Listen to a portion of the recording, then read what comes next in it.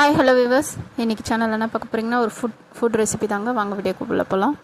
இதுக்கு நான் என்னென்ன எடுத்திருக்கேன் பார்த்தீங்கன்னா, தேங்காய், தக்காளி, புளி, உப்பு, மிளகாத்தூள் ஒன்றா போட்டு அரைச்சிட்டேங்க. எதுக்குன்னு யோசிக்கிறீங்களா? நம்ம எண்ணெய் கத்திரிக்காய் குழம்பு செய்ய போகிறோங்க, அதுக்கு தாங்க. பாருங்கள்.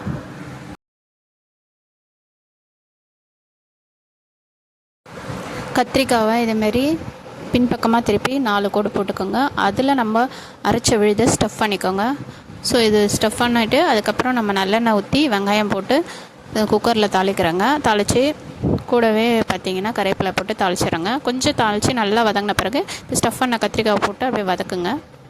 ஸோ எல்லாமே இதில் இருக்கிறதுனால இதையும் போட்டு வதக்கி கொஞ்சம் நேரத்துலேயே, ரொம்ப நேரம் ஆகக்கூடாது. அதுக்கப்புறம் பார்த்திங்கன்னா நம்ம மீதி விழுதியும் இதிலே போட்டு ஒன்றா மிக்ஸ் பண்ணிவிட்டு கொஞ்சம் நேரம் வதக்குங்க. அதுக்கப்புறம் அவ்வளோதாங்க, தண்ணியை ஊற்றி விசில் போட்டு ஒரே ஒரு விசில் போதுங்க, இறக்கிடுங்க. இல்லைன்னா குழஞ்சிரும். ஒரு விசில் போதும். சுவையான நம்மளுக்கு எண்ணெய் கத்திரிக்காய் குழம்பு ரெடி.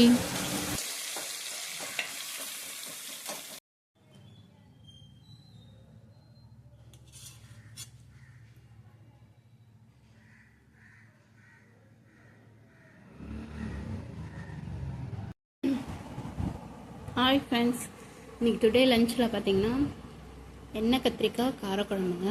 பாருங்கள், கத்திரிக்காயில் ஸ்டஃப் பண்ணி முழுசாக போட்டிருக்கேன். இவ்வளோ சூப்பராக இருந்திருக்கு. இந்த குட்டி கத்திரிக்காய் மாடி தோட்டத்தில் வளைஞ்சதுங்க, அதையும் யூஸ் பண்ணியிருக்கேன். சைடிஸ் பார்த்திங்கன்னா காலிஃப்ளவர் கூட்டுங்க, கொஞ்சம் முறுக்கு, செகண்ட் இதுக்கு தயிர் கொஞ்சம் எடுத்துருக்கேன். அவ்வளோதாங்க. வீடியோ பிடிச்சிருந்தால் லைக் அண்ட் ஷேர் பண்ணுங்கள். நன்றி வியூவர்ஸ்.